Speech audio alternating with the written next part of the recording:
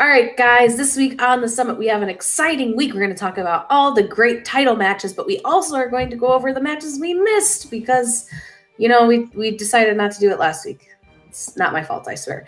And, of course, all the news, all the wrap-up of everything else going on in the Schmoedown that you can come to expect from us here.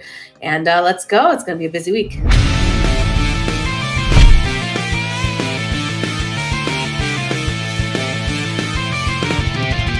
Hi guys, and welcome to the Take 3 Reactor Summit. This week, like I said, we're going over every match in existence pretty much. Four really actually quite amazing matches. Two of them being title matches and two of them being surprisingly good matches, although one of them I don't think that's much of a surprise, but that's fine. I also have a great panel. We'll have a few people joining us for the title match discussion, but for last week's matches, we are joined by Matt Kurtz. How's it going, Matt? Hi. Yeah, we're going over every match in existence, so let's just start it here. This really started with Cobster, JTE, way back in 2014. I mean, we're covering everything this week, guys. Get a soda, get popcorn. We're covering every match that ever existed. Yep, it's gonna be a 24-hour summit, and I will die. So look forward to that. This is actually pre-recorded, so me and Kristen, this is our goodbye. Yeah, goodbye. I will it was nice remember you when the summit is done. Will you remember me like Bruce Willis and Armageddon? All right, so also joining us for this discussion is Robert Parker. Hopefully you're prepared for this week's summit because I'm pretty sure that me and Matt aren't. Hi. It's great to be back on the summit. I didn't know we were going over every match in history, but I am ready. Let's try Triceratops tops it all. Let's start from the beginning. We're going. I'm ready. All right, so first things first, we're gonna go. No, we're legit not going over everything because that would be insane. But that would be kind of a fun exercise if we went over an old match during the summits. It might be something to look into for later, but for now, we're going to talk about last week's matches. First up was that Lon Harris Ethan Irwin match. This thing actually was not the first one, but it's the first I was going to say about because it's the first one on my notes. This match, I'm so excited about. Talking about it was first on my notes. No, it was, I thought, just a really spectacular match. I mean, they missed a couple here or there, but overall, I think they both showed a very dominant presence, especially Ethan. I thought he was just scary, and I thought he was scary during the free-for-all. So seeing him go up against someone like Lon Harris and kind of go pace for pace and really just show his dominance, I thought was very impressive, and it was a very well-earned win for him. But we're going to get everyone else's takes on this as well. Rob, what did you think about this match between Lon Harris and Ethan Irwin? Yeah, this is an incredible match. I mean, they mentioned it in the match, but this was record-breaking. I mean, Ethan Irwin broke the singles 3-round point record. It was currently held in a tie by both Bibiani and Harloff, and Lon broke that, Ethan broke that. Lon had one of the highest scores ever by somebody who lost a match. The combined total was insane, so this was a high-scoring match, a lot of fun.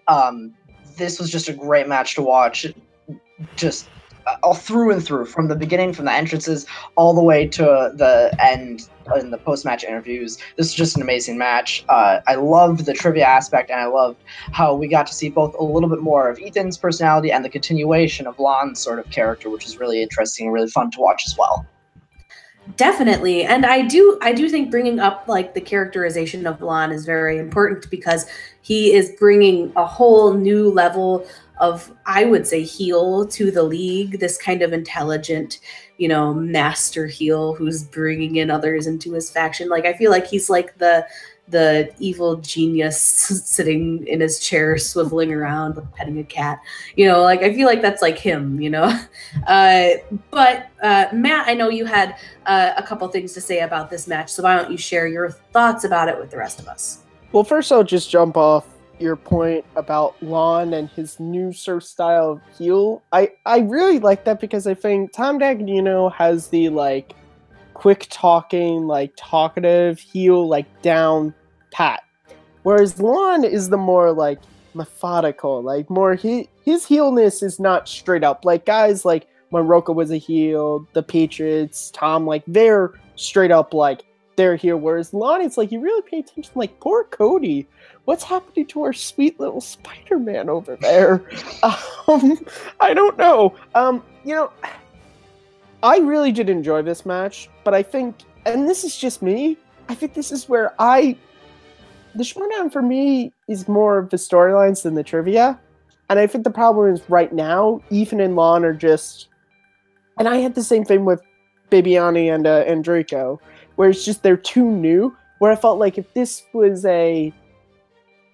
Roka Snyder, this is, you know, like all the stuff that happened, I think I would be a lot more excited. But I am excited that like Ethan has really, since Free For All and with this match, has made his presence known, and Sam Levine should be scared of Ethan, I would say. And Lon, it was great to see that. I mean, people forget that like his first match was against Mark Bernardin, who is not a pushover.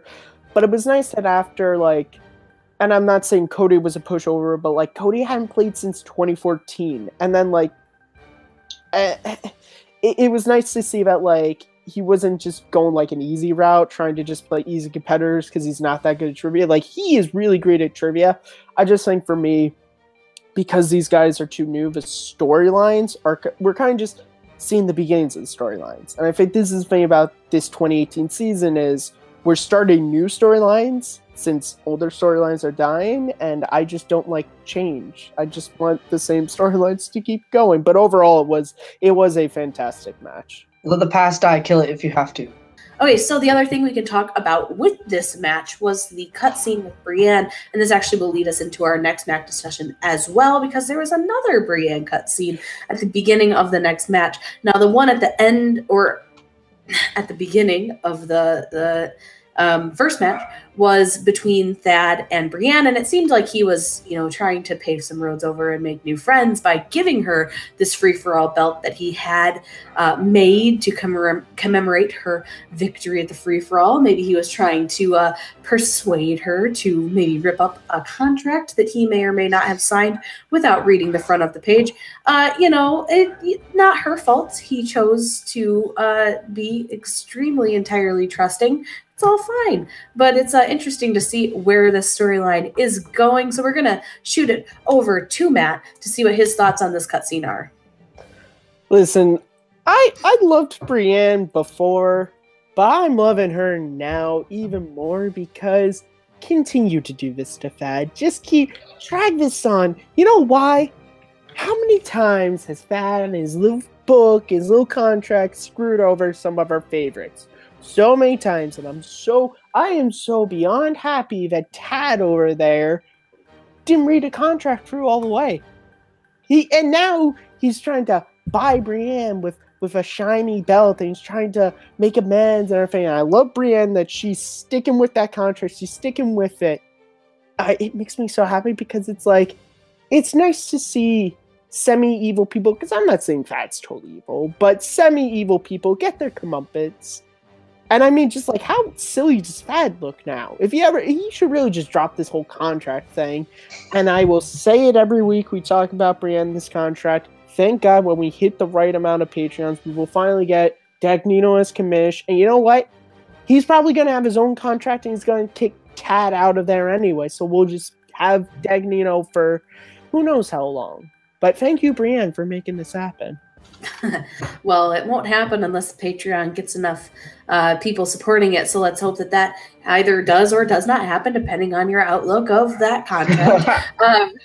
What did you think about this cutscene with Brienne? Yeah, I mean, Matt pretty much said everything I was going to, just that it's really nice to see Brienne kind of not really rub it in Thad's face, but just enough to be kind of coy about it and kind of throw it around at him that he messed up, and I'm excited to see where it goes from here. I hope that this isn't the last we've seen of Brienne and Thad's kind of interactions, but I mean, I love the free-for-all belt, and I'm looking forward to seeing where the storyline continues to progress from here. Yeah, I think the free-for-all belt itself is really cool because they keep the initials of the past winners like on the belt. It's like the Stanley Cup, like you get your name engraved in it when you win it. I think that's cool. That's really awesome. It shows the history behind the belt. But we are going to move on to the next Brienne cutscene, which was the beginning of this next match that we're going to discuss. But this was between Brienne and the Kingsman of all people. And it kind of continues this trend of just random people going in to talk to Brienne about getting that, free-for-all title shot. And out of all the teams that I thought would be the people to ask for this, Kingsmen were not even close to being anywhere near the top of that list. And I think that they have some work to do on their game. We'll discuss it when we discuss the match. But I think the only way at this point that they could get a title shot is if Brienne gave it to them. And that's not to be mean. It's just they're still new to the game and they got to learn some things. And,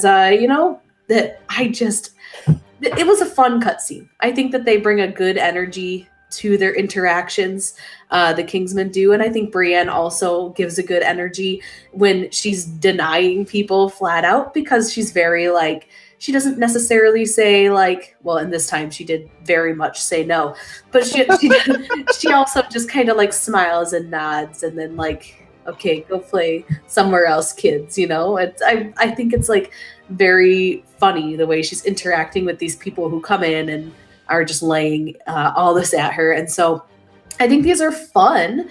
I'm interested to see which ones come out next because I would never have guessed the Kingsman one would have been there. But let's check on Robert and see what he thought about this one. Yeah, I mean, it was just funny, really, like you said, just to see a team like Kingsman come in and ask, and Brienne kind of just shoo them away. It was funny, and I think that is one of the things that these cutscenes, especially with Brienne, can be used for a lot, is just to get great comedic moments. I just want to see random people. I want to see Tom Dagnino come in there and ask her for a singles title shot. I want to see just, the most strange, random people come in and ask for title shots, just because I think it'd be so funny to see just her list of potentials and her just crossing them out as she goes. I think that'd be a really funny moment. So I really liked this cutscene. The Kingsmen obviously are a very entertaining team to watch, and Brienne kind of shutting them down was pretty funny too. Definitely. Matt, did you have any opinions on this one? No, you know my favorite thing about these people asking Brienne for a team title match or for singles is that it progressively gets the people asking get further away from connection with her. At first we had Kalinowski, who he kind of has a connection with her now, and so he was asking about inner geekdom. But then we get to Ken, who has nothing to do with her really. He knows her. Has he played her? I'm trying to think. Did Nerdwatch play the series? I can't remember. And now it's the Kingsman. It's who are you? Why are you here? I'm really loving it, and I mean, it's just also it just sort of continues the Kingsman cockiness in the Schmoedown. They think they can walk in there, and Brienne would be like, "Yeah, sure, here's your match. There you go. Yeah, of course." It's a great cutscene. It's kind of like if you ever watched the 1966 Batman show, when they're always climbing up the side of the building and there's always a new celebrity who comes out the window. That's kind of what these cutscenes are. I'm always waiting to see who's going to be out the window next. Who's going to be asking Brienne for a title shot next. I don't know that there's a more perfect analogy for that, but I think that one fits quite nicely. I think that's a really good pull. That's really great. I need to make a meme now where it's Brienne yes, just everyone coming out the window.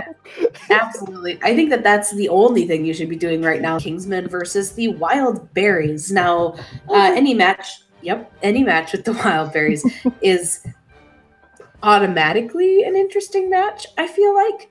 And the intro of this one definitely did not disappoint with the drinking that happened. And then the Kingsmen got in on it. And I was just like, what's going on? I feel like college all over again. it was an interesting opening to a Schmoedown, that's for dang sure. And the match itself actually was pretty interesting. I think that they both they played fairly well. I thought the Wildberries played very well, and the Kingsmen, they did pretty well. They're still learning, they're still growing. They need to figure a few strategies out. Watch some matches, study up a little bit on some other categories, but I think that they're a pretty decent new team to the league, and the Wildberries are, man, I guess they're just never going to lose again. I think that's their new strategy, but I feel like their strategy should just be whatever sells the most shirts. That's what we'll do. So if winning is going to sell the shirts, then they win every match. If losing sells the shirts, then they should lose everything. But, that's just me. But we're going to go over to Matt to talk about his thoughts on this match. So, Matt, what did you think about this one? Wildberries. Wildberries. Wildberries. Wildberries. Wildberries. Wildberries. Wildberries. Wildberries. Wildberries. We're terrible at this. Wildberries. Wildberries. Wildberries. I know. Wildberries. This match is one of the funniest matches. To me, this is the funniest match since the Ash vs. Evil Dead match with Bruce Campbell as the commentator. This match just killed me. Just from the opening when they come out and they have the beer, and then it's just the Kingsmen are like, "Oh well, he's a world class champion," and then it's just like it takes like 15 minutes before the match actually starts. Like they just are drinking the whole time. And just the Wildberries are just amazing. They're just amazing. I don't care if they're winning, losing, they're hilarious. And I've said it probably on other summits, but like the Wildberries are the Mega Powers finally like fully formed. Like what we all wanted the Mega Powers to be when they came together, the Wildberries actually are. And I'm so happy with that. And just I love when Makuga, because Makuga gets really into the Schmoedown. I mean, this match, if it showed you nothing else, he got really into this match because he got really mad. And it's kind of nice to see him get, like, passionately angry about stuff. And then that East Coast thing that I have, too, where it's like, we can't let stuff go, so we just continue to perpetuate it with some answers they give later on after a certain challenge we'll talk about. But overall, this was a fantastic match. Definitely. And I agree with you. Makuga is one of the most passionate players, and most of the time that comes out as just, energetic drunkenness. But sometimes he is very serious about it, and it's good to remember that about him, that he actually has gotten pretty far in these competitions in the past, and that he's a serious competitor, even if he shows up in ridiculous pants all the time. But Rob, what did you think about Makuga's pants, or more importantly, the match? I mean, about Makuga's pants, it's the same thing you say it every time Makuga comes out in new pants. It's, man, those are some interesting pants. But other than that, the match itself, Matt kind of hit the nail on the head as far as the entertainment value, especially with Makuga just so enthusiastic all the time. Him and his partner Elliot Dewberry just really enthusiastic, about all forms, both like the entrances, the pre-match, post-match, the match itself, actually playing the trivia. Really enthusiastic, really put a lot of effort into it, which is really what you want to see. You just want to, obviously watch the trivia and the storylines, but you watch to be entertained. It's entertainment. And that was definitely what this match was. I mean, neither of these teams were out there breaking points records or anything like that, but this was still a really, really fun match. And I think both teams, as far as the trivia is concerned, still did play well. I don't think there was a bad showing from either of these teams, so it was still fun, and I'm looking forward to seeing where both teams go from here. Definitely. And I think a lot of people kind of just say, I'd like to play the Wildberries in their post-match interviews. So it's hard to actually kind of determine who is going to play who at some point. But that's for another day. We do want to talk about that challenge that happened. Now, this was a challenge that it really, really worked Makuga up. And it was surrounding a question about Adam Sandler comedies. And, the answer was Billy Madison. And it was, the question was, which came first, Happy Gilmore? Yes. Yeah. And so one of the Kingsmen names, I don't remember them, but one of the guys, the one with the beard, I think. Yes, the one who may or may not have the fake British accent. He just wrote down Billy, and it was challenged, and in my opinion, rightly challenged, because they've gotten to a point where they have made such a big deal about writing your answer down. That was not the name of the movie, and there was another one of those that we'll discuss during the championship match. It'll be discussed. We'll discuss it. Well, yes, but we'll discuss them. But this one was, in my opinion, I think Josh was right on the money with this one. He didn't write down the whole answer. The last few weeks, all we've heard, or the last few months, is basically been controversies because the rules aren't consistent. And if you want to start making things more serious, you have to start making your rulings more consistent. And if one match you don't include one that isn't written out the full way, and then the next match you do, then you kind of set this weird precedence where the rulings are left up to whoever's at the table, and that's it's a little weird to me. So this is all very much reminiscent of that whole Sleeping Beauty incident where one match in 1 week, the answer Sleeping B, I think this might have been a Kingsman match actually, was accepted, and in the next match it might have actually been the same person who wrote that. I'm trying to remember that. And I think the Sleeping Bee one was an Above the Line match. I think it was Above the Line. It was Drew McWeeny did one, and then the week before someone had written the same answer. Oh yeah, you're right. The exact same way, and I think it was a Kingsman match. Different ruling. Oh yeah, I think it was Kingsman versus World's Finest. Yep. And I think it was the same person. So they should know by now to write the whole answer out. But, in one match, it was accepted, and in the next match, it was not. And it's like kind of the same thing. If this had been a championship match, would that have been accepted? And in my mind, I don't think it would have been.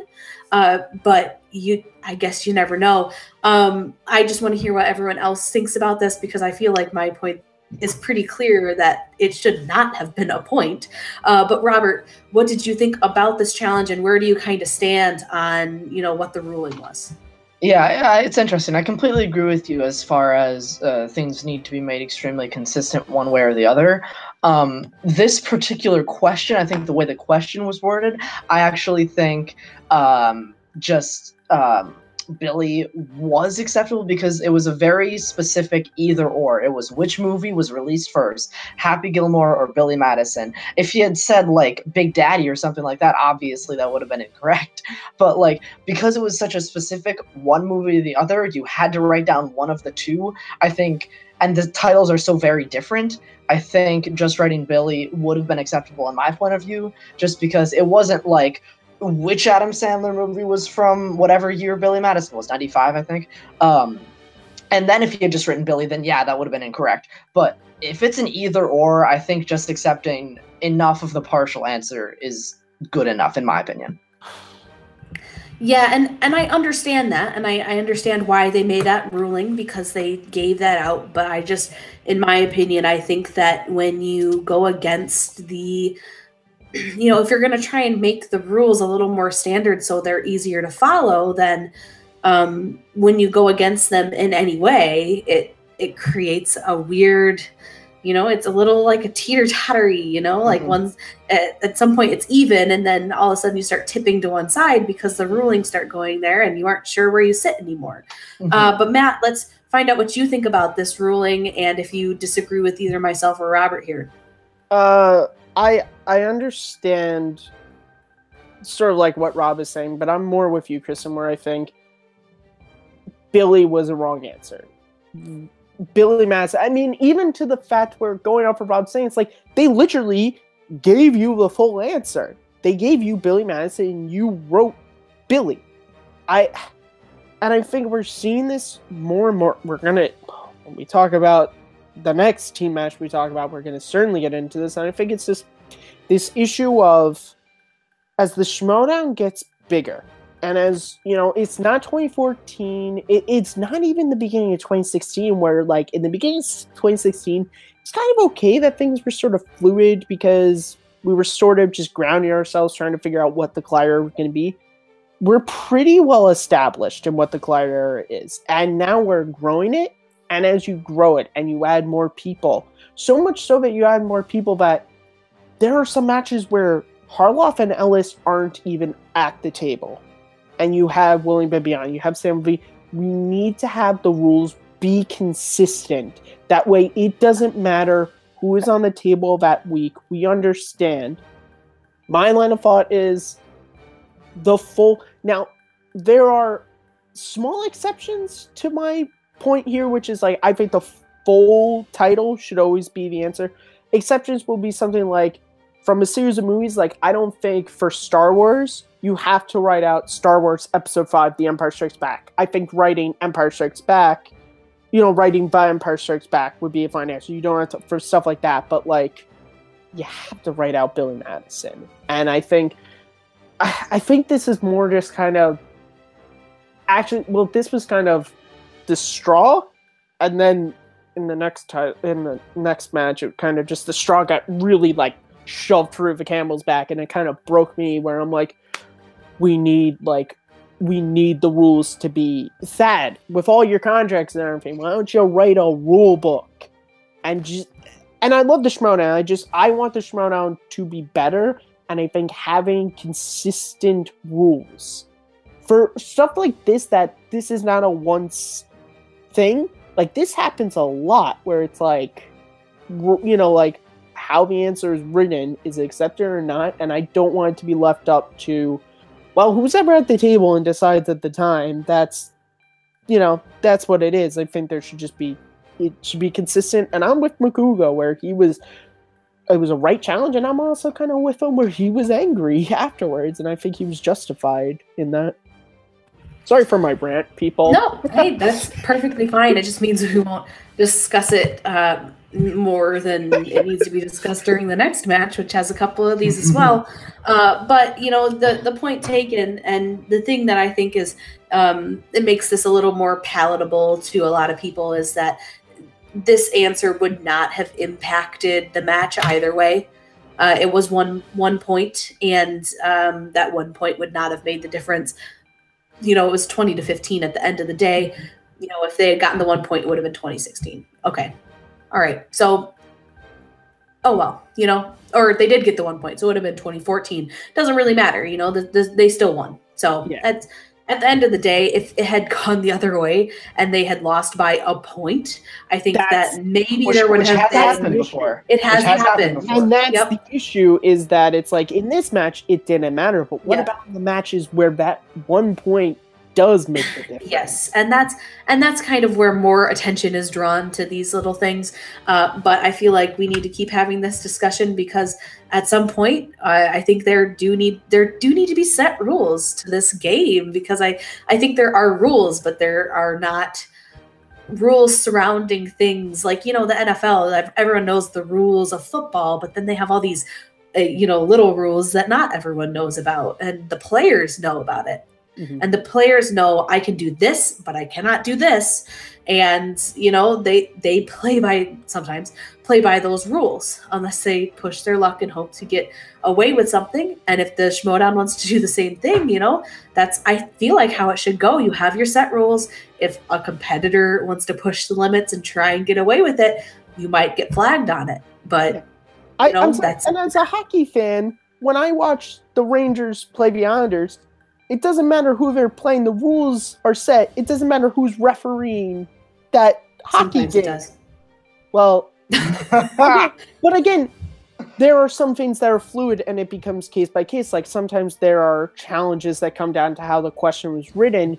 You can't always control that, but there are some things like this that we're talking about where it's like, it's pretty much one or the other, Mm-hmm. Yeah, I mean, sometimes it matters who the ref is. As a Lions fan, there is a ref out there who legitimately hates the Lions. I don't watch football. I watch hockey, and the refs are pretty. Or maybe the Lions are just bad. They're pretty. Hey, you know what? We're better than we are better than we've been in previous years. Doesn't mean we're good. I hope we leave this bit in where it's just like that odd part of the summer where we start talking about sports and not the Schmoedown. Can I just say the Stanley Cup, guys? Man, it's going to be a fucking good one this year. Rob, did you have anything else to say about this before we move on to the next match? Not about this challenge, no. I said my piece. There will be more challenges. For the next one. We are going to hopefully have as lengthy of a discussion about the rules, but the rulings themselves are going to be talked about when we move into the next match, which we're doing right at this exact moment. And to transition into that, we actually have an interview with the one and the only JTE, the Evil. Little evil. Nope, just evil. Oh, just evil? evil. Yep, now he's just evil because you'll get it if you watched the match. But he's a great guy. Oh, yeah. Just laying them jokes. You There. just gotta pick him up, guys. You just gotta pick him up. All right, but he is a great guy, and no matter what you think about him in the ring, he is a fantastic human being. We're super excited to have him on the summit, and we have Chris Clark giving us this interview, so we're gonna send it right over to Chris. Thank you so much, Kristen. We are here for the first time on Take 3, JTE himself from the Patriots. How are you doing, JTE? Before we get into your match, how are you doing, my man? Doing good. It's the weekend. I'm chilling. I just woke up not too long ago. I'm on Pacific time, but I'm feeling good. It's the weekend. That's Deadpool awesome. 2 came out. Ooh, awesome. It's a good time to be a geek. It's a great time to be a geek, indeed. We're going to go right into this because this was a huge week for the Patriots. Sadly, but you know what? You have nothing to be ashamed of with your record. So going into this match, this is your rematch with Above the Line. What was your mindset? My mindset was it was going to be a close match, just like our first match. Literally, it was reversed. We got the chance to win the game, just like they had the chance to win the game. They didn't pull out the Remember the Titans quote. And for us, we just got a question that neither of us really knew. And it's one of those blind spots. And that's what happens when you play in the Schmoedown. Movies that probably 80% of the audience have seen or know the answer to. Yeah. If you and your partner, if it's both a blind spot for you, you're just screwed, man. I mean, I think, honestly, the last question we got was not that hard. It's just literally... It was just happened to be a movie we weren't familiar with. And also probably had to do with like the atmosphere, the lights, and just your mindset in that moment. I mean, it's all about luck. Yeah. Oh, no? I am at the point where the lights and the crew, and that doesn't bother me anymore. Oh, maybe that was so when the season started, I think maybe that could happen. And maybe if there ever is an issue like that, it's usually in the first round. By the time you hit the end of the first round, it's everyone else is gone. It's just you and the competitors, especially for someone like me who's been in so many matches. It's kind of second nature at this point.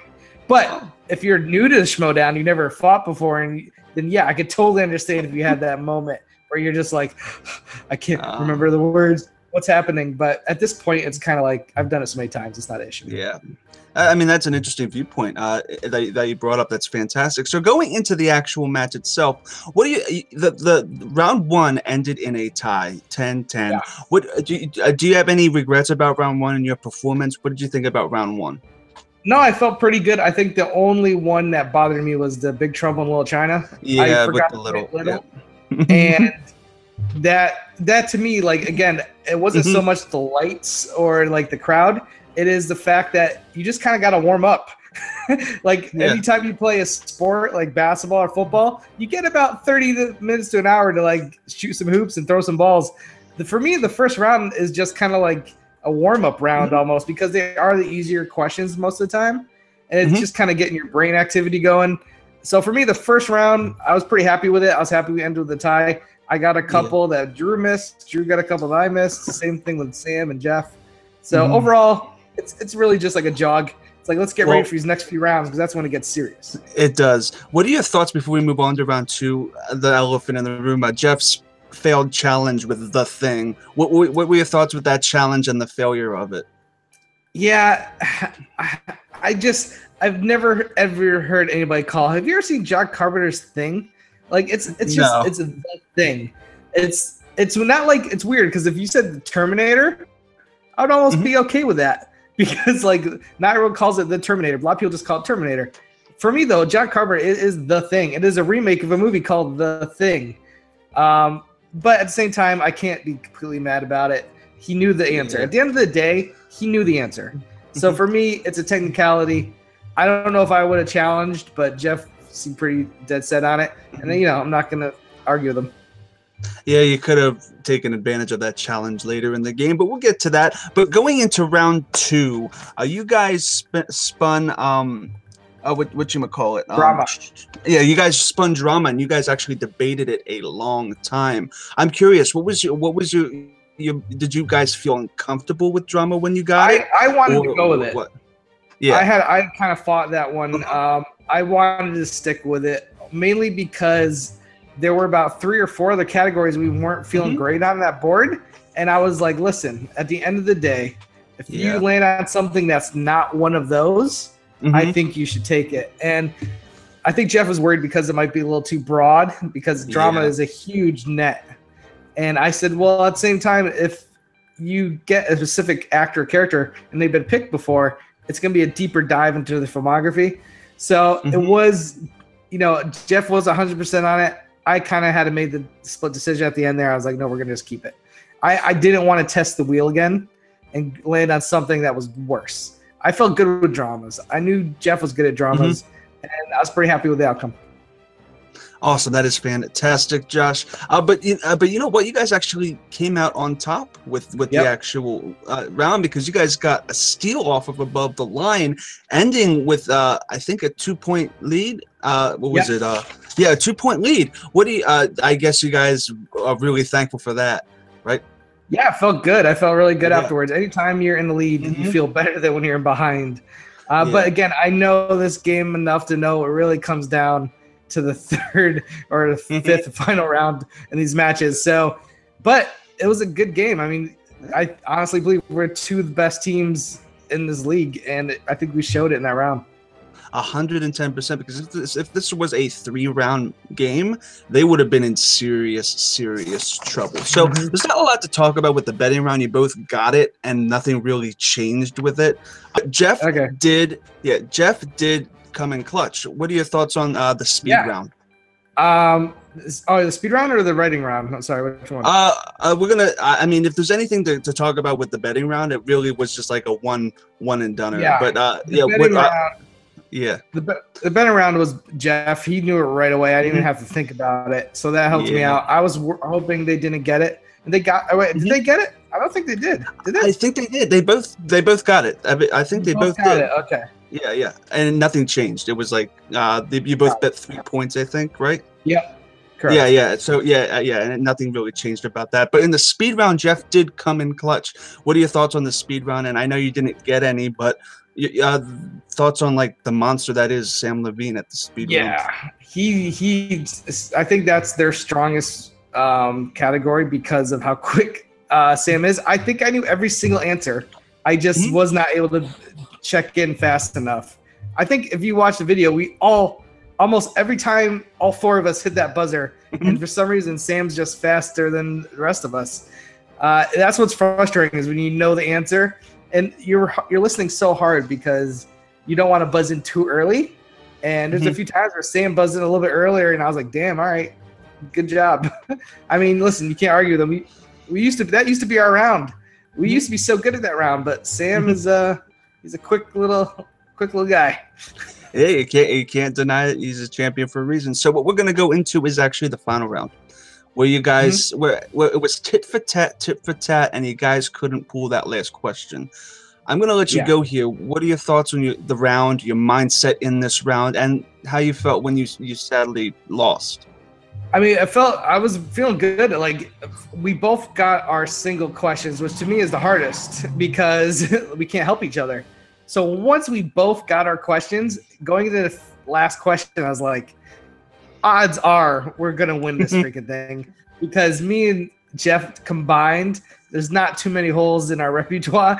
So when they got third question, I believe it was Tom Cruise played a lawyer in 2 movies. Pretty easy for me. I remember The Firm is a pretty well-known film for me, and A Few Good Men is a very iconic film. So when they got that, I knew they were going to answer. I was like, okay, that's easy. And then when he asked our question, I immediately thought to myself, I've never seen this movie. The only characters I know that are in it are Mark Wahlberg, Seth Green, Mos Def, Charlize Theron, and who else? Did I say Mark Wahlberg already? Jason Statham? Yeah, so like I know the main, like even though I haven't seen the film, I remember the trailers with the Mini Coopers. Like I remember things about the movie, but if you start going into details, I couldn't help you. So then I started thinking to myself, all I remember is the young cast. I don't remember there being an older guy. So I was like, he must not have been in the movie long. So then I was like, hopefully Jeff has seen this movie and knows it, because I knew I was going to be no help. Now, Jeff, to his credit, actually had seen the movie. Just he hadn't seen it since it came out, and it just could not remember for the life of him. So at that point, we both kind of knew it was over. And I said to Jeff, I was like, listen, we won this belt with Robert Duvall. Just for the hell of it, say Robert Duvall. Let's complete the circle. Let's win it and lose it on Robert Duvall. We both knew Robert Duvall was not the right answer. But it was very iconic. It was great to do that. It was a good little book. And it was funny because after the show, we were talking, and Robert Duvall actually played Charlize Theron's father in another movie called North Country. It was her follow-up. It was a follow-up to her Oscar-winning film, The Monster, or just Monster. So Robert Duvall has played Charlize Theron's father in a movie before, so we just didn't get the right movie. And honestly, I'd say this. When we fought them at Spectacular, my guess was Training Day for that last quote. Like, I didn't know those Remember Titans. So I legitimately, for about a half second, thought we lost then. And I was like getting ready to hand off the belts to these guys. And then when they said still, I was like, what? We did it.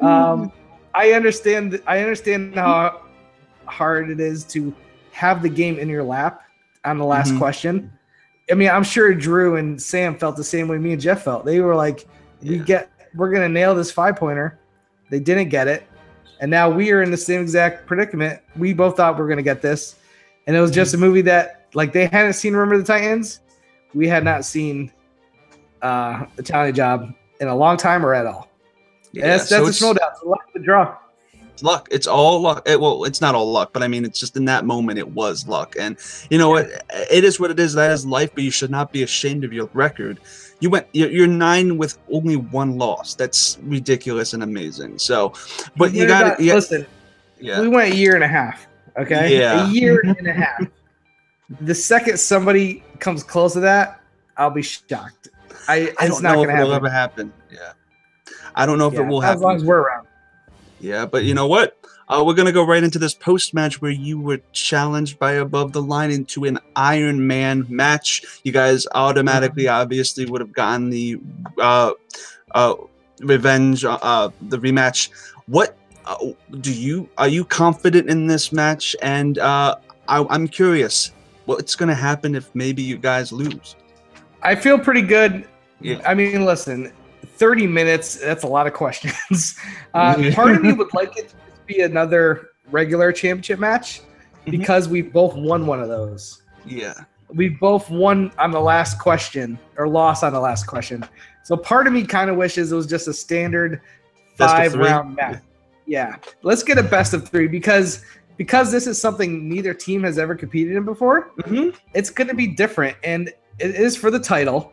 But at the same time, we're not going to be winning or losing the title in a way that everyone else has. The only one who's done this before was the Star Wars Iron match. Was that for the title?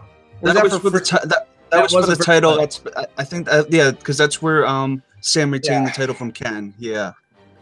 So it's all situational. Yeah, with that. Yeah. So like, I don't really know who has the edge going in because neither team has done it before. I guess the free for all is the closest thing to it. So yeah, I don't know.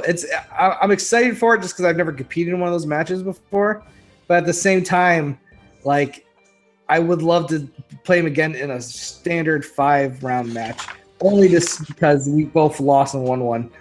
But at the same time, yeah, I don't know. I'm excited, and if we win, we win, and we're champions just like we have been for the last year and a half. Nothing new there. If we lose, who knows? Well, yeah, if we lose, maybe we go back, try to get Rabbit again. Maybe we decide a year and a half was a long time for belts. Maybe we try something else. We don't know.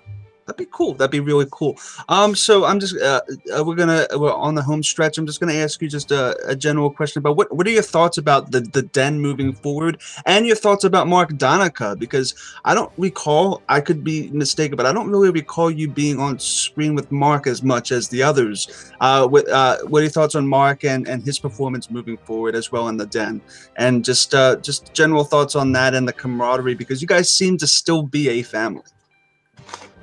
Yeah, I mean, I feel great about the Den. I think Mark Donica being the newest addition, we need somebody who could play in that faction of the inner geekdom, and he knows his shit. We had Robert Burnett at one point, and he just didn't quite fit the bill and had to go. They had to kick him out. Listen, Tom Dagnino is a ruthless manager. He only expects the best. He wants winners and nothing but winners. So when Tom Dagnino makes a call, whether it's adding somebody team or taking somebody out of the team, I don't question it, because the results speak for themselves. Can't say I agree with that, and that match between Donica and Burnett's going to be interesting for the Den and you guys in general. So thank you so much, Josh, for taking the time to talk about your match with us. You guys have nothing to be ashamed of for losing, and I can't wait to see where this Iron Man match, or if you want this title match to be a standard title match, where that would go, because either way you guys are going to be rematching in the future. So before we sign off, where can the good people find you, and any new episodes released of JTE Movie Thinks? Go for it. Yeah, you can find me on YouTube at JTE Movie Thinks. Same thing with Twitter, JTE Movie Thinks. Podcast goes on the Schmoedown feed. I had Bibiani, the Beast, on this past week. Awesome. We had a great talk.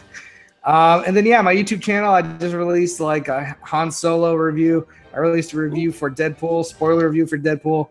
And I'll be doing a spoiler review for Han Solo, sorry, when it comes out next week. I basically just review movies and talk about trail reactions. Anything my geek heart wants to talk about, I'll throw a video on there. So yeah, follow me on there. It's a lot of fun. That's awesome, Josh. So thank you so much for joining us. And I'm going to take it right back to you, Kristen, and let's rock this.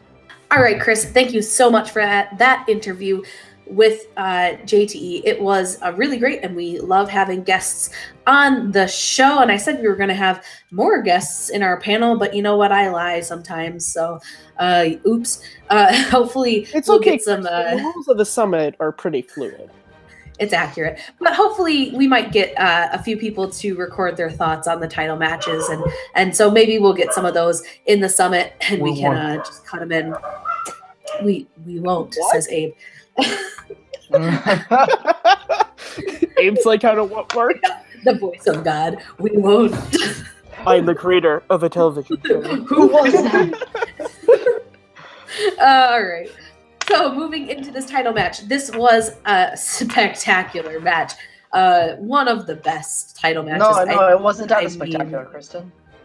It was a spectacular match, yes. It was, I mean, one of the best title matches, I think. I mean, this whole week of title matches were some of the best that I've ever seen. But this one in particular, it just was like impressive. The level of competition was amazing. It was full of drama and challenges and last minute like biting your fingernails, and the exact opposite of what happened at Spectacular ended up happening at the end of this match. And I just like my mind was like blown. Like I wasn't on the reaction, but man, I should have been, because I was freaking out. But you know, we're going to get into the discussion of this match with Above the Line and the Patriots. We're going to start it out with Robert. What were your thoughts on this match? Talk about anything you want, the challenges, the everything. Yeah. Just let it all out, man. Yeah, I mean, this was an amazing match. This is a match that has been almost a year in the making. I mean, Above the Line is a team formed right after Collision last year, so almost a year in the making, and it was everything I hoped it would be. It was, I think the Spectacular match with these two teams gets overshadowed a lot by the Star Wars match in the same video. I think that's unfair, because actually this team match was my favorite match of all of Spectacular. The team match, the rematch here, Above the Line versus Patriots 2, was, in my opinion, the best team match the Schmoedown has ever had. As far as storylines, as far as drama, as far as the actual trivia, it was everything I wanted it to be. Interestingly enough, both challenges, or a challenge by both teams, was used in the first round. Of course, JTE missing Big Trouble in Little China by saying just Big Trouble in China. Of course, you know, that was, they didn't even go to the challenge like picture. They just like immediately were like, oh yeah, Sam, you're right.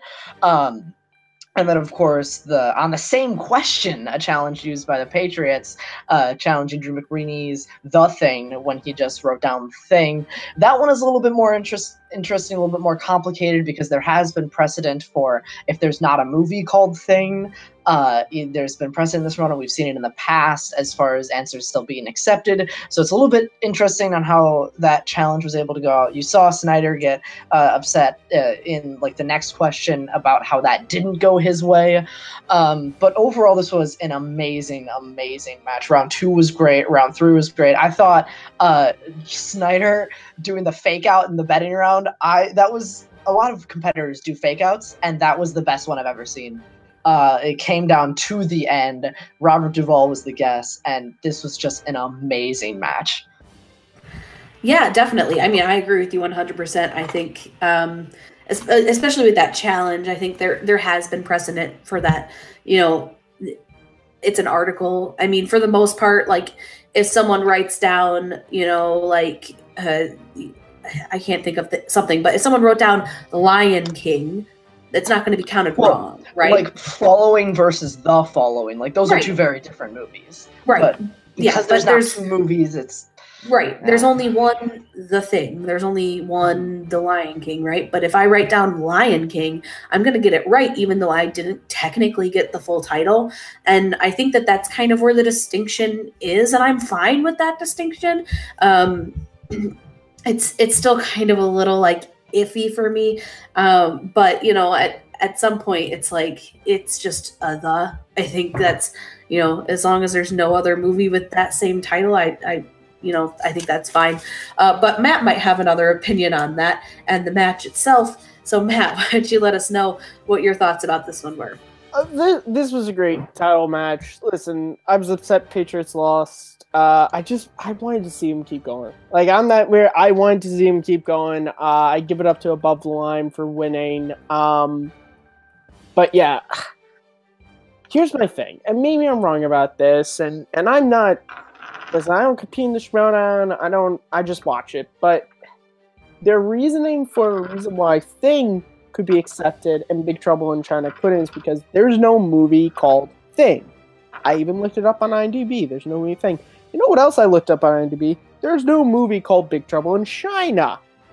So just my real more annoyance with that question was the fact that no one chose Escape from New York, people. 1981. Escape from New York. McReaney did. Or no, Sam did.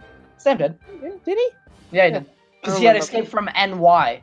And they were like, oh, we can take He's like, oh, NY. Yeah, okay, I'm sorry. I watched this match at like 1 a.m. because I was really busy on Tuesday, and I was like, I really need to watch this match. So I'm groggy. I just saw Kurt Russell, and this was an amazing match. But there's something I want to talk about, which is more of a. I usually, since Ken's heel turn, I tend to root against this guy, and I don't want to agree with him on anything. I did kind of have to agree with him on a point he made at the end, which is, for a lot of people watching, this wasn't they wanted Above the Line to win. They wanted the Patriots to lose. Now, I'm not saying the fans who were like that, you're not wrong. Root for whoever you want to root against whoever you want to, but it was a point where I was like, and we saw this with Dan Murrell, we're going to, especially now, see this with Sam Levine. I think it's this interesting thing with how a lot of people, not a lot of people, but how some people watch and root for the Schmoedown. It's more of them rooting against someone than rooting for someone. And especially when we get like, I mean, the Patriots held the belt for a year and a half. If you're someone who's going to sit there and celebrate Sam Levine for what he's done and boo and bad talk the Patriots, they held the belt. No one has done that. No one has held the belt for a year and a half. The fact that they I was so happy when Harloff said they're getting this immediate match. They didn't have to like play a team and then play like they well deserved it. And I think the Patriots, for losing, they played an amazing game. Like they still showed why they were the champs for as long as they were. It's just above the line. You know what? The Schmoedown, the luck is on their side. You know, the luck was in the corner of above the line this time, and I think we're going to build up to a great third match. It was just interesting to sort of watch. And this has just been the Patriots for the last few matches, just kind of when you get so high, it was interesting because we all knew eventually they're going to lose, and it was interesting to now see them lose. And I haven't been on the MTS page in a while, so I don't. And I'm not calling anyone out, because again, I haven't been on the MTS page, so I don't know if people are like sassing the Patriots or anything. There probably are, because there are people who just don't like Jeff Snyder and JTE, which fair enough. But overall, just an insane match, and I'm that title match, that Iron Man match is gonna be, because we saw an Iron Man match with Star Wars, which is very like. But what's an Iron Man match where it's just like, it could be any movie from anywhere, and there's no wheel, it's just like, Chris Liskey's just gonna freaking write his ass off with anything. It's gonna be crazy. Yeah, I honestly don't even know how crazy that Iron Man match is going to be to watch, and we'll talk about the next match in a second. But Sam, at the end of the next match, said, you know, I made a point. I don't want to have two matches in the same tournament, and that is very smart, because those Iron Man matches, like I was there for the Star Wars one, exhausting to watch. I mean, the energy in the room was like pins and needles the whole time, and we couldn't even make a ton of noise because there was no time for applause, there was no time for cheering. They just did question, and it's exhausting to just kind of like watch it happen. But for the competitors, like, they get a break. They need a break. Like, there is a reason why there's a rule in there. Each competitor can call a break if they want it, because it's exhausting to just sit there and answer those questions nonstop. This thing is going to be monstrous. It's going to be insane. And especially in a team, like, we have no idea how this is going to function in a team setting. Like, this thing, who knows how many points. I'm like, I am never getting rid of Sam Levine if they win this, because I will have all the points. I swear to God. But, you know, my take on the whole controversy, if you want to call it that, you know, Big Trouble in Little China is a little bit different to me than missing an article in the thing, just because it's an article, right? Little is a word, a descriptive word describing the China, right? You call them adjectives.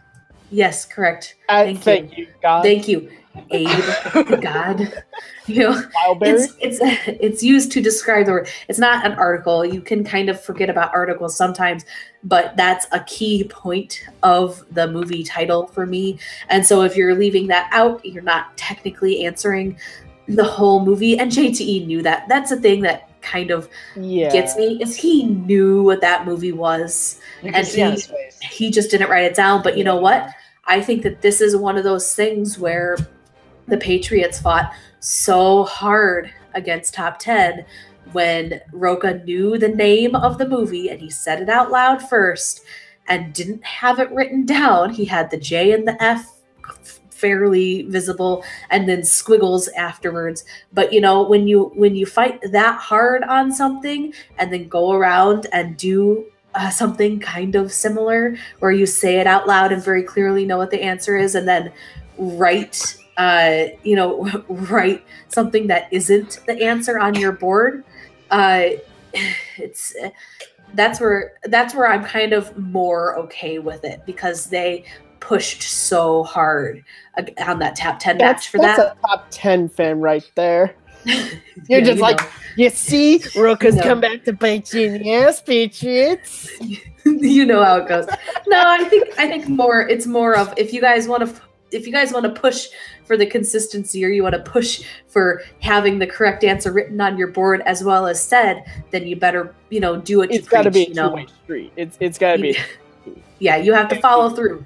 You have to follow through on what you're talking about, because otherwise this is going to happen to you in a title match.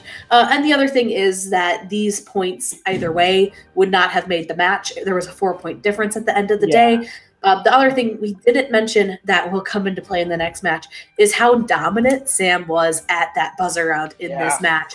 Scary. I mean, he's been dominant at buzzer rounds previously, but title matches are so much different. There's 4 people who can hit those buzzers. And against the Patriots. Yeah. And against the Patriots, who have that was my thing, and that was my fear for Clark Wolf, was the fact that like the Patriots have shown to be a very dominant team in speed round. So for Sam to be so dominant against them, it's not something to be overlooked. Yeah, I mean, seriously, and these guys are the people who've had the most practice at the speed round in the entire Schmoedown, and to go through it and basically, sweep the entire thing almost. That is insanely impressive to me. We will get into talking about the next speed round in just a second. But we're going to move on to talking about this next title match. This one was also just an amazing match. I mean, it went back and forth. It was right down to the wire, literally. Sudden death. 4 questions into sudden death. That's a title match. Seriously. And oh my gosh, this thing was crazy. I mean, I am not supposed to stress out, but I was stressing out so hard because you just really couldn't tell who was going to win this stinking match. No, you couldn't.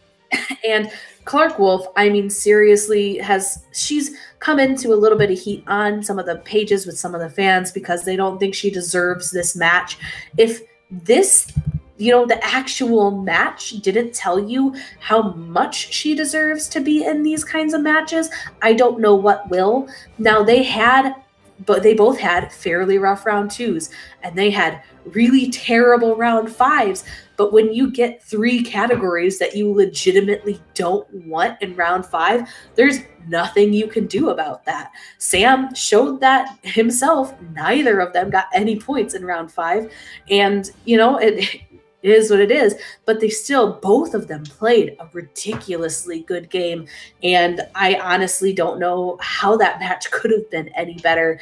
I mean, just the fact that it went down to 4 questions deep of sudden death, and then Sam won on an animated question. Like, that is insane. And he studied so hard on animated. Like, he had a binder.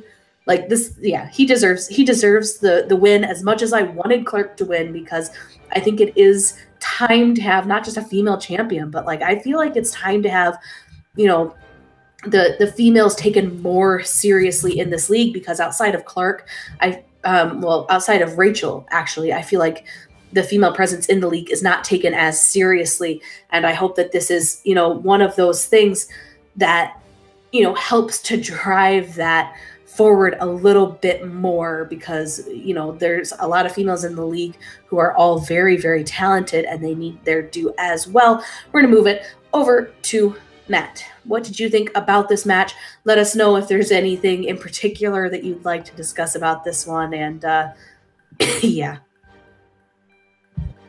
Really? Didn't we go yesterday? Didn't you get your giggles out yesterday on the reaction, Kristen? Huh? I just like to see you cry on camera. You just like to walk in a forest and see a dead horse and then I like to beat it. Yep, that's accurate. Oh, I do. Okay. Beat it, just beat it. I live by the words of the great Michael Jackson.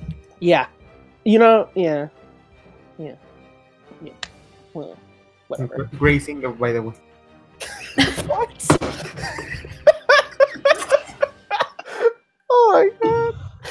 Oh my god. Okay.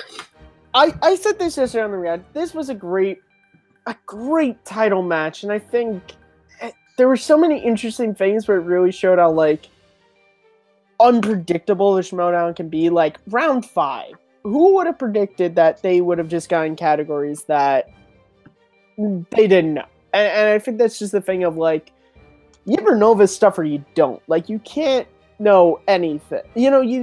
I mean, maybe there's someone who claims they know everything in the YouTube comment section of Schmoedown matches, but like literally when you're there, it's pretty hard to know every answer ever.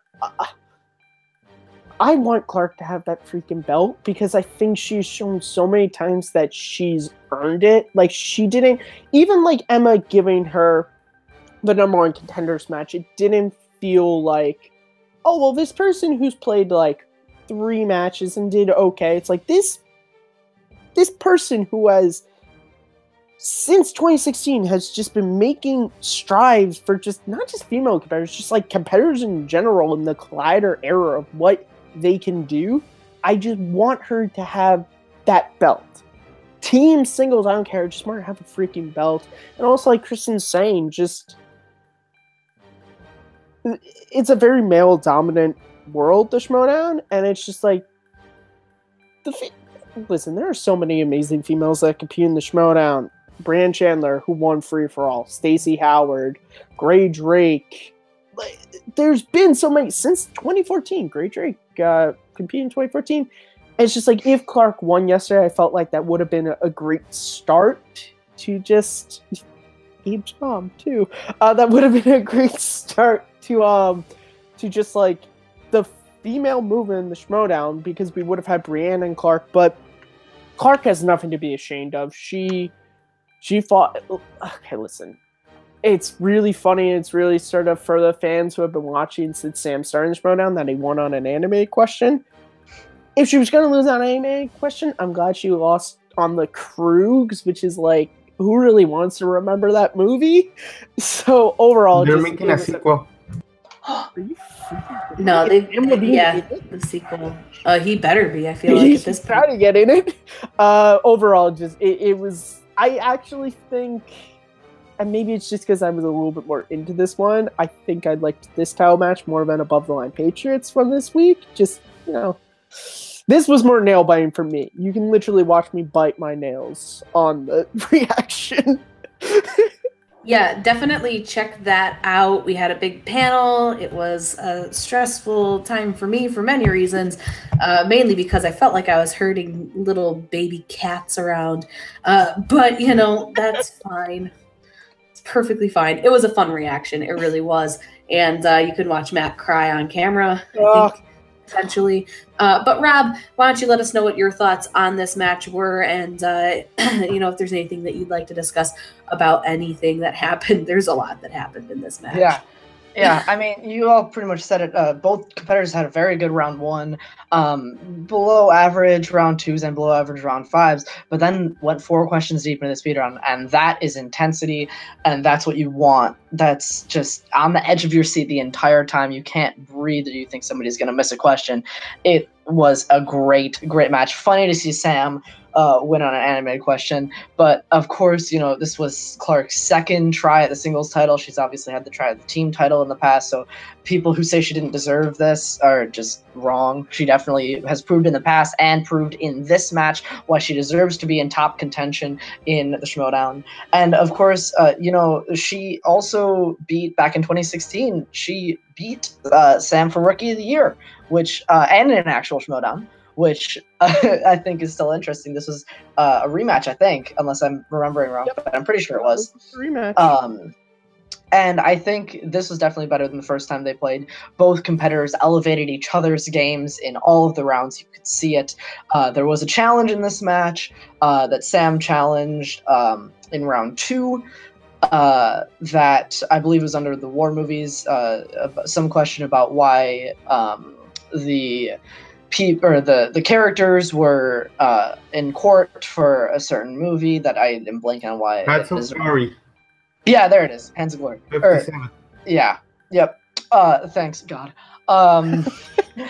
So yeah, it was an interesting match. Obviously, like, when people use their challenges for the right reasons, that's why the challenge rule is there. It's there to make sure that the fact checking is correct and that everything is going the way it should be. So I think when used like it was in this match, that's the way you want to see challenges used, not just to get points taken away or given to certain players, but just really to make sure that the answers are really correct. And I think this was a great use of a challenge, and it was a really, really entertaining match. And I hope that we see Clark still back in championship contention soon, because she deserves to be here.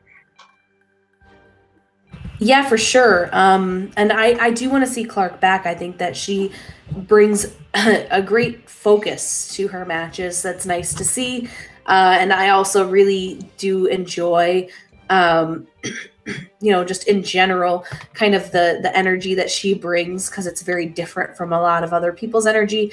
But I do like having Sam as the champion, and not just because I get those sweet, sweet fantasy points every time he wins.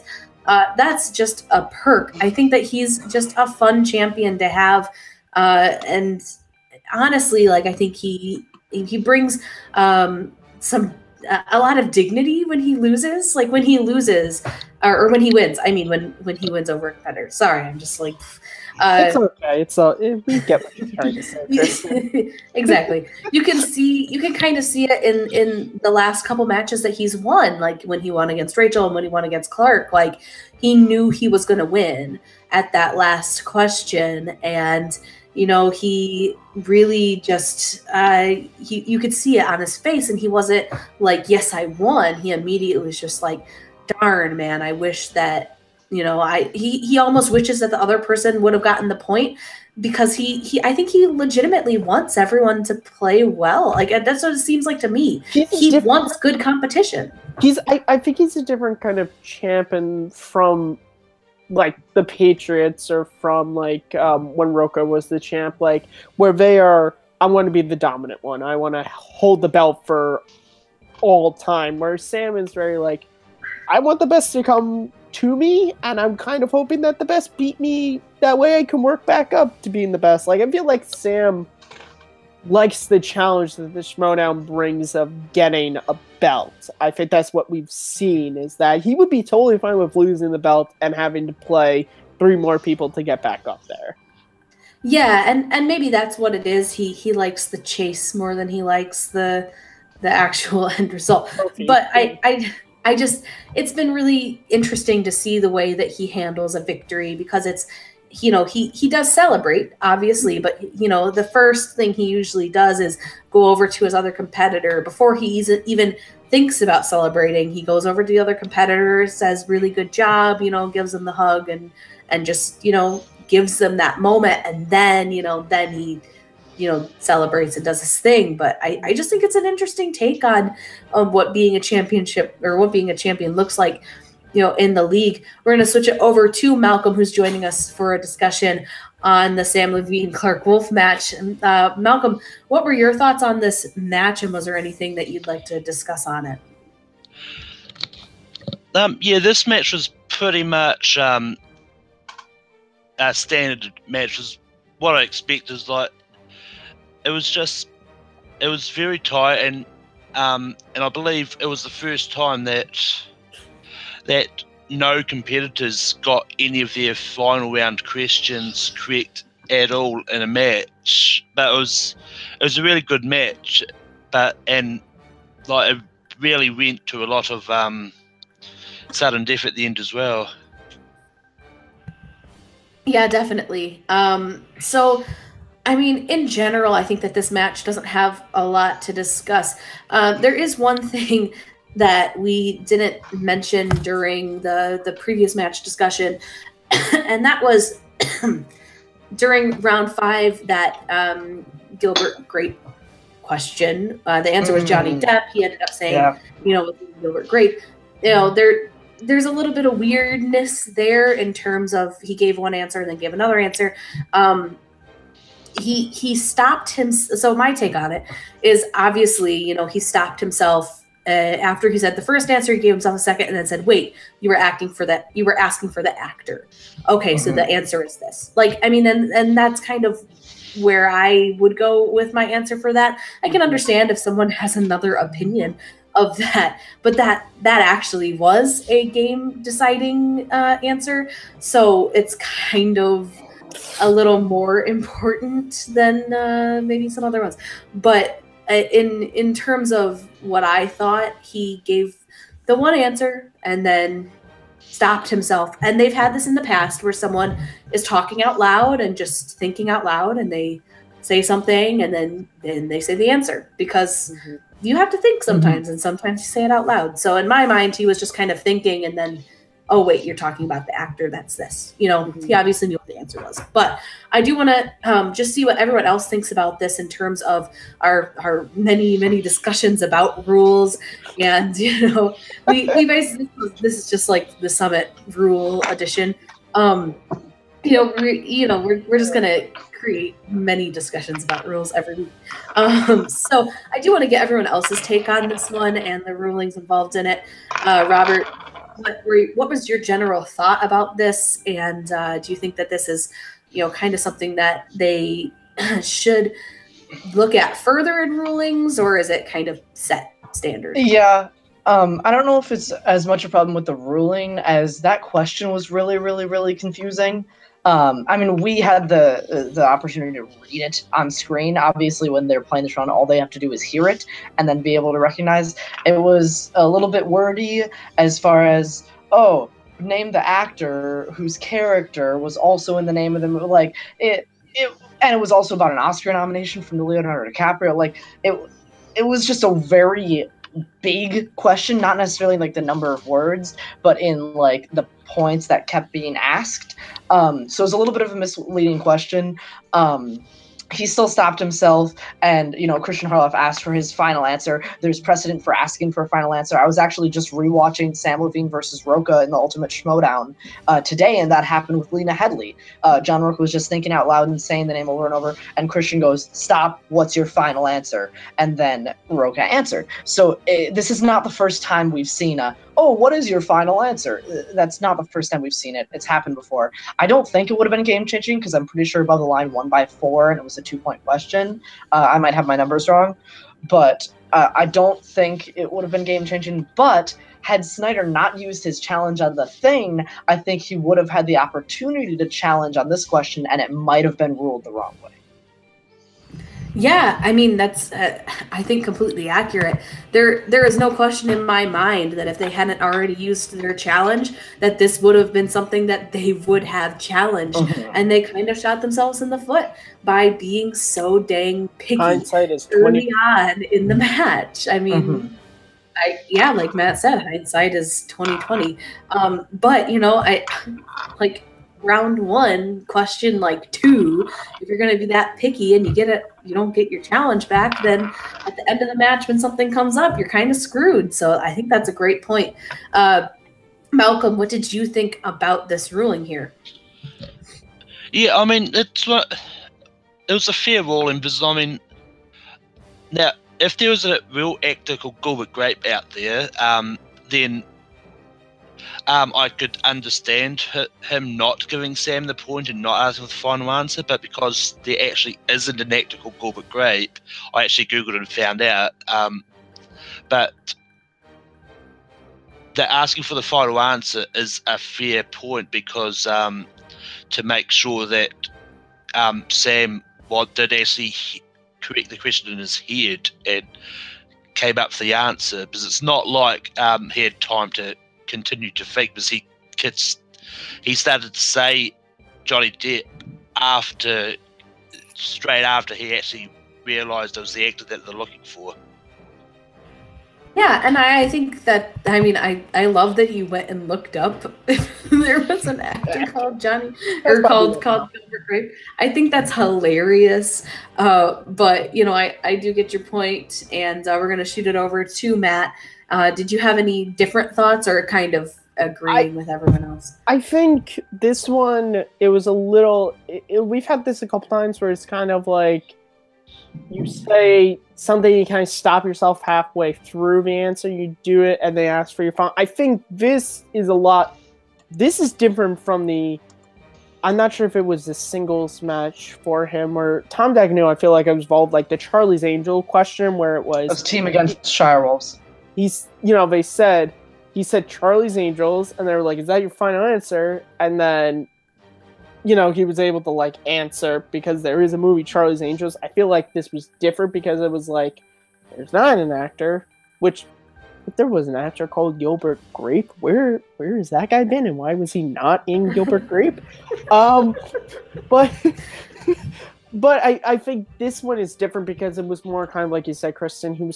Sam was kind of working on his head, and he said an answer that he didn't fully commit to it. He kind of stopped himself, and that's why they just said to be like, my answer. I do also agree that if the Patriots hadn't challenged in anger in the first round, they could have challenged in this one, and maybe it could have been different. I have to go back and see if these points would have made any difference for the Patriots. I don't think it would have, but it still is. With the challenges, hindsight is always 20/20. Just be sure to not challenge out of just pure immediate anger, because it might be good to just have a challenge later on. Yeah, I absolutely agree with you on that one. And I do like that you brought in that similarity with that previous match. Because the issue is a little similar to that. I do think that the question this time around, I think that's just the way that it was worded. Like, they didn't give you the name of the movie. They didn't give you the name of the actor. They asked, it was basically asking you to figure out the name of the movie in order to figure out the name of the actor. And so it was like almost a 2-part answer, but they were just looking for part 2. And so for me, that's kind of why I didn't mind this one so much, because it was like, in what movie does someone, win or nominated for Academy Award opposite Leo DiCaprio, right? Like, okay, so now I have to think who starred opposite Leo DiCaprio in a movie. And so I have to figure out the movie in order to figure out the actor, right? So my perspective, it's a 2-part question, and they're only looking for part 2 answer, and it's not a show your work kind of game. But I feel like, that just the way that this kind of turned out, he realized why he needed to give a different answer on his own without even repeating the question. And so really it was just kind of like his brain needing to catch up. And he hadn't used his entire time frame yet. And so I think for me, it's fair. And people can fight it all they want, but at this point, and they will, absolutely. At this point, we're past that, and we are going into the Iron Man match. And if the Patriots want to exact their revenge, they have to do it there. And there is no better place for them to do it than at that Iron Man match, because that thing is going to be insane. With that, we're moving on to next week's matches. We do want to give our fantasy updates. Is there like a backwards hatted person giving that today, or no? You mean an alcoholic? An alcoholic? Hey guys, what's up? It's Vinny here for the Take 3 fantasy updates. Okay, so first thing we're going to talk about here is Take 3 standings. That's the only thing you guys care about when you watch the fantasy updates, okay? So in first place, we got Super Epic X Team with 338 points. Abe, I hope that makes you feel better since you cry alone in your bed at night.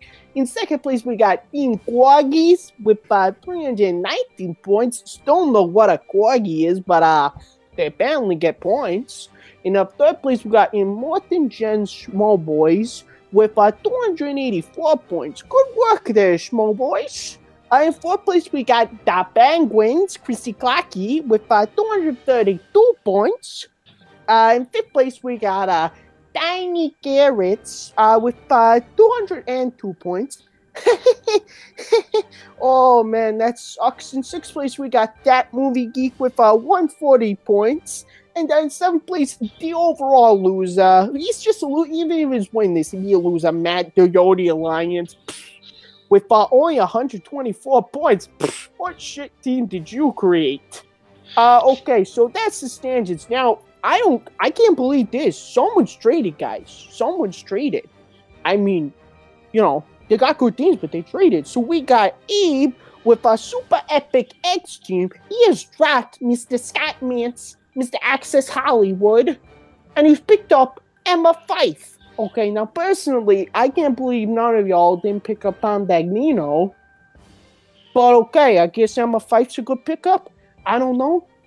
She's in a geekdom. I don't know what's a geekdom, and I don't know why you're getting into it more, but okay. So that's it for the fantasy updates. You can follow me, Vinny, at Vinny Stallone76 on Twitter. If you really want to get updates on Stallone, you follow Stallone on Twitter. If you want to know what a true fan thinks, you follow me and Bob Finstock on Twitter. Okay, peace out. All right, that was interesting, but thank you so much for that update, and we're gonna move right on. That was embarrassing. I mean, you know what? Sometimes you just gotta let Vinny do his thing. But we're gonna move right on to next week's matches. We're just gonna give real quick what our predictions are gonna be for these matches, and so we're gonna start it off with Stacey Howard versus Makuga. The Makuga man. I would like 2 predictions. What kind of pants do you think Makuga will be wearing, and who do you think will win this match? We're going to start it out with Malcolm. Go. Well, as for what kind of pants, I really don't know, because he seems to be wearing normal sort of pants these days. But this is a hard one to predict who's going to win, because both of them are kind of even. I mean, I think I'll give Stacey Howard the edge, but yeah, I mean, they're both really good competitors, though. Yeah, I agree with you. As to normal pants, I believe he may or may not have worn American flag pants in a match just last week. We're going to move on. Those might be normal to you. I don't know, Malcolm. Matt, please let us know your predictions for this match. Well, first thing, pants predictions. I'm going to say that it's going to be something loud, probably from Loudmouth Golf in support of the Josh Makuga Show, which you guys should all watch, the Josh Makuga Show. He tells me every week to sponsor it, so I'm doing that. Who do I think is going to win? Here's the thing. Stacey. I used to root for her all the time because she used to dress up as Kurt Russell, but recently she hasn't. So it's difficult to know which way I'm leaning here. So I'm going to put an asterisk and say I'm rooting for Makuga to win. But should Stacey Howard decide to dress up as Kurt Russell, which, mind you, when I was at Free For All, I told her an awful lot of Kurt Russell movies she could do cosplay for, then I'll root for Stacey Howard. But I just want this to be a fun match, which, having these two, I feel like we're definitely going to get that. It's interesting seeing that Makuga is going back into singles, because I wasn't sure he was going to return after. I thought he was just going to do wild parries from now on. Yeah, I love that he's returning to singles, and I think Stacey can definitely give him a run for his money. Robert, what are your predictions here? All right, so as far as the pants prediction, I'm gonna go a little ballsy here. I'm guessing no pants. Oh, I get that. You're going ballsy, no pants. I see what you did there. This is a child show. A little joke for you. And then, as for the match, I think Stacey Howard has been on a tear in singles recently. I do not think she's letting up on the gas anytime soon. I think she is blowing right through this match. I think she is going to win. I think Makuga will put up a good fight. His pants will be interesting. His entrance will be interesting. How drunk he'll be, we'll never know. So I'm looking forward to this match a lot, but I think Stacey takes this. All right. As for me, I'm hoping for the return of the pink suit with the pink pants. I think that was a classic Makuga suit combo. So that's mine. And who do I think will win? If he shows up in the pink pants, maybe he'll win. No, I do kind of agree with everyone else. I think Stacey might have the edge here, but Makuga's on a bit of a streak, so you never really know. Stacey, actually, so it's two streaks. It's true. It's going to be interesting to see who wins, since they both are kind of on a bit of an uphill at the moment. But I can't actually pick this one because Makuga is such a wild card, a wild berry card. Yep, he's a wild berry card. I'm loving this summit. You and your puds. This is going real well. All right. Okay, and the technically first match of the week, but I don't want to talk about it because I just feel like it's a match that's going to piss me off. This is the team loser match versus DC Movie News. I'm just joking. It's obviously team action, whatever. Sorry, Matt. This should be an interesting match, but let's see what everyone else thinks. Matt, I know you're a bit conflicted about this one, so why don't you give your take on who you think's going to win? All right. I like to think that Christian Harloff watched our reaction to Mike Kalinowski versus Clark Wolf, where I was very split, and I was excited and broke it at the end, and I think he went, there's a way we can do this again. There's a way we can do it again. Except he also added a stipulation, which is if Action loses this match and then the live event, they have to break up for a year. So, you know, yay! Sorry, Matt. Sorry. Christian just wants to see Matt cry on screen. Listen, yeah, that's what everyone wants. I'm just hoping for a really good match, and I'm hoping Action wins. Just that way, if they lose at the live event, if they lose at the live event and in this, I'm just gonna crawl into a corner, and Vinny's just gonna take over for me on stuff for a bit. So, if you guys don't want that to happen, root for Action to win both matches. Well, maybe I do want that to happen. Malcolm, who do you think is going to win this match between DC Movie News and Team Action? Yeah, I can't believe I'm about to say this, but I want Team Action to win. Yes. Just because I don't want Vinny to take over.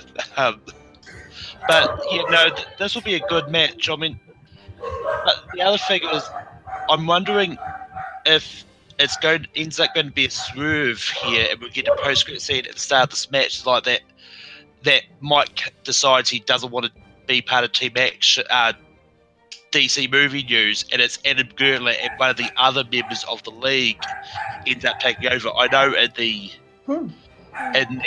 pitch that Clark put up, he put Mike and Adam, but that's because we don't know what's happening with Mike and Brianne at the moment, so we don't know what could happen there. So it could be an interesting match. I will say just one thing. During the interview with Mike talked about how long he's wanted to play Action, so I don't think that would happen in this match, because Mike really does want to beat Action.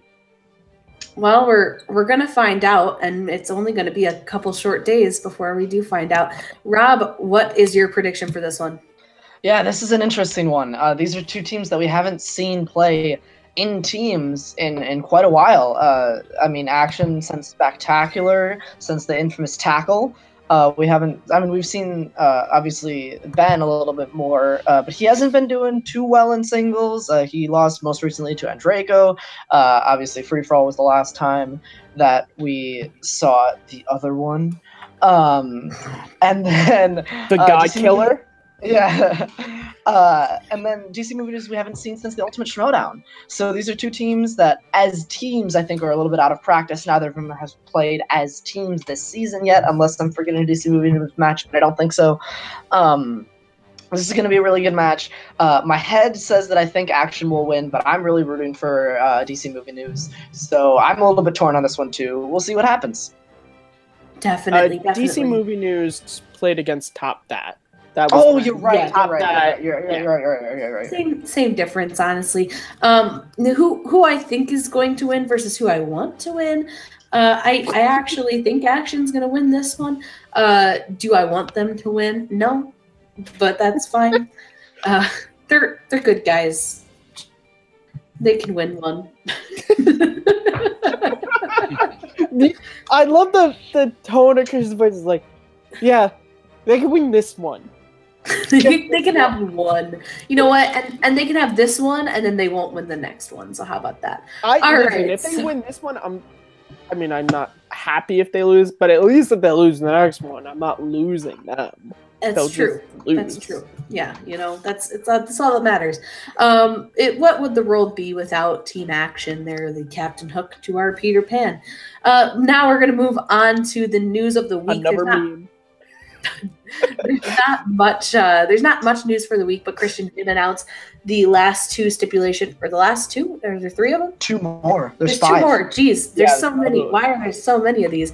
Fine. He announced 2 more, so now we have 3 that we know about coming up. Of course, we have the one in a couple weeks versus Navarro and Hlavik. But we also got announced Jay Washington versus Emma Fyffe and Donica versus Robert Meyer Burnett. Now, we've excluded Chris Clark from this discussion because we want it to be as non-biased as possible, but he has threatened to remove us all as his friends if we root for anyone other than Robert Meyer Burnett. So I will be saluting everyone now, as I will no longer be friends with Chris Clark after this. But I just want to hear what everyone's take on this is. Actually, I just want to hear which match are you looking forward to the most, and out of that match, who do you think is going to be victorious out of that? So we're going to start it out with Matt. Which one do you want to see happen the most, and who do you think's winning that one? Well, it was a good thing we were friends for the time we were, because I'm looking more forward to Jay Washington and Emma Fyffe, because I think these are two competitors who they haven't really gotten to play in the Inner Geekdom as much as I think they want to, or as much as we want to see them. And so it's great that the last time we saw Jay play was in his match against Rob, and the last time we saw Emma play was in the Fatal 4-Way. In Inner Geekdom. Yeah, in Inner Geekdom. No, because the match against Rob was to get into the, and then Emma, it was against Inman to get into that same. So I'm just interested to see them both get back into it. Who do I think is going to win? It's hard to say, actually. I don't know. I don't know who's going to win out of that, because I haven't seen a ton out of them. And I don't, I follow them, but like Mike Kalinowski, I follow a lot. So I'll be like, oh, he'll win because I know a lot of the knowledge he has. Whereas Emma and Jay, I'm not sure why. I'll give the edge to Emma, just because, again, to go off the thing we said with Clark, so that Emma can get a little bit closer to the Inner Geekdom belt. But I wouldn't be upset if Jay won. Yeah, I agree with you. I wouldn't be upset either. Robert, which of the two matches are you more looking forward to, and who do you have winning out of that? Yeah, that's really, really tough, because even though we haven't seen him in a while, my favorite Inner Geekdom competitor that has played in the league is Hector Navarro. We haven't seen him since he lost the belt to Inman, but I cannot wait for him to play his former partner, Adam Plavik. Both of them have very similar strengths. I'm really interested to see how this one goes down. I think Navarro is a little bit more well-rounded, so I think Navarro comes out on the top just barely. But I'm also really excited for Robert Meyer Burnett versus Donica. We haven't seen Burnett in the Inner Geekdom since he lost to Jay Washington, I think. So it's been a while, and I think that's going to be a really good match as well. I love the Inner Geekdom. I'm just waiting for all of these Inner Geekdom matches. But I'm really excited to see Navarro back in the ring. Definitely. I am too. I think it's been a long time coming, and definitely ready to see him and Hlavik face off against each other. Malcolm, you're our last person to talk about this. Pick your match and pick your team, and don't feel like you have to choose the one that's not been chosen, because I can talk about that one, and Chris can unfriend me, and I will save the rest of you. Yeah, I mean, just like Robert, I'm looking forward to all the Inner Geekdom matches, because I like the Inner Geekdom because it kind of makes me feel like I know things. But yeah, I actually am really looking forward to Donica and Robert Meyer Burnett, because Robert Meyer Burnett has been my favourite Inner Geekdom player since he actually started. Even when he was with the Lions, then I still rooted for him. But yeah, this is going interesting, because this is the first match we've seen Robert Meyer Burnett, and that's not the free for all year. The first proper match all year. So it's going to be interesting to see if the ring rust affects him at all. But I mean, I do think Robert can still pull it off, because I think Donica doesn't know Star Trek. Robert does. Perfect. And I guess I'll save myself this time then. And I also am really looking forward to Jay Washington versus Emma Fyffe. I know both of them, and they are both wonderful human beings. And who do I give the edge to? And I'm looking forward to this because it's going to break my heart either way, because I want both of them to win this stinking match. I honestly want Jay to win, because I feel like he puts a lot into the league, and I feel like he's not getting his due, and I would like to see him win, just so that he can show off that knowledge, because this is the kind of guy who during Intergeekdom matches and other matches, like sits in the back and he like knows every single freaking answer. And when there's a challenge, he is like, no, it's right or wrong because of this. Like he is like, he knows so much. He's in depth on so many things. And I just think he could do well. And I want to see him get like a Marvel and just like spank some people because like he's really good. Emma's awesome as well. I just feel like Jay hasn't had a chance to show his strength yet, and Emma has, particularly in that 4-way where she won. I just want to have him have that chance to move forward. So that's who I'm picking there. I could see either one of them winning, though. But yeah, so there's that. Emma didn't win the 4-way or 5-way she was in. The Manager Bowl. Oh, I thought we were talking about just strictly under Geekdom. No, just in general. Emma's had a chance to show that she can win a big event, and Jay hasn't yet, and I'd like to see him have that chance. He did not win the Manager Bowl, if you do remember. Yeah. Tom Dagnino won. Okay. No, Emma won. You're a buffoon. You're a buffoon. Well, you're a baboon. That's fine. It's the right answer. So we're going to move on. That's actually all we have for the summit this week. Let's find out where you can find all of our wonderful panel guests. Matt, where can we find you? You guys, as always, can find me on Twitter at Kearns_Matthew. I really kind of fucked up the way that I said that. You can also find me on YouTube at MattMovie611. Right here on Take 3, hosting Second Look. New episode dropping soon. Will be on the Phantom Menace. You can also find me on the MTS Facebook page. You can also find me on Schmoeville, the Take 3 Facebook page, Calva Schmoedog fan page, the Yodi Alliance, the Top 10 group. I'm also a part of both team action groups. I'm gonna mute you if you don't stop.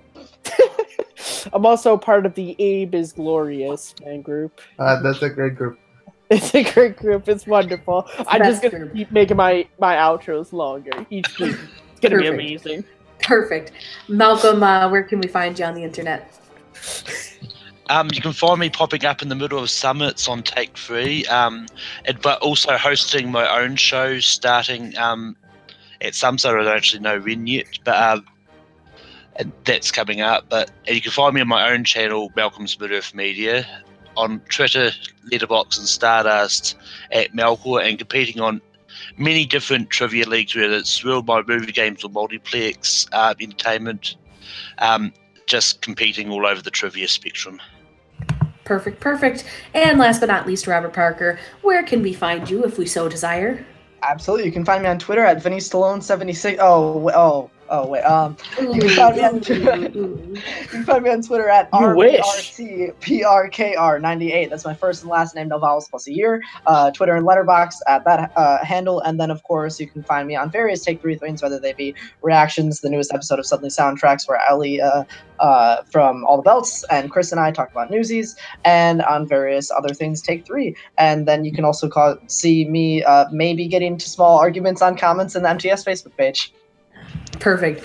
You can see me not doing that argument thing because it stresses me out too much. But you can find me on Twitter, Instagram, and Stardust at Smith_K10, the number, not the word. You can also find me right here doing this exact thing that I'm doing right now, every week, probably, on Take 3 with the summits. You can also find me on various reactions and other things on Take 3. And that's pretty much it, unless you want to go on Facebook, and I might not friend you, but that's fine. It's not you, it's me. But that's all we have for the summit. We want to thank you guys all for watching and sticking with us, and we hope that you all have a wonderful day. Enjoy the Schmoedown this week. It should be great, and we will see you all next week. Take care. I wanna fuck the Nazi.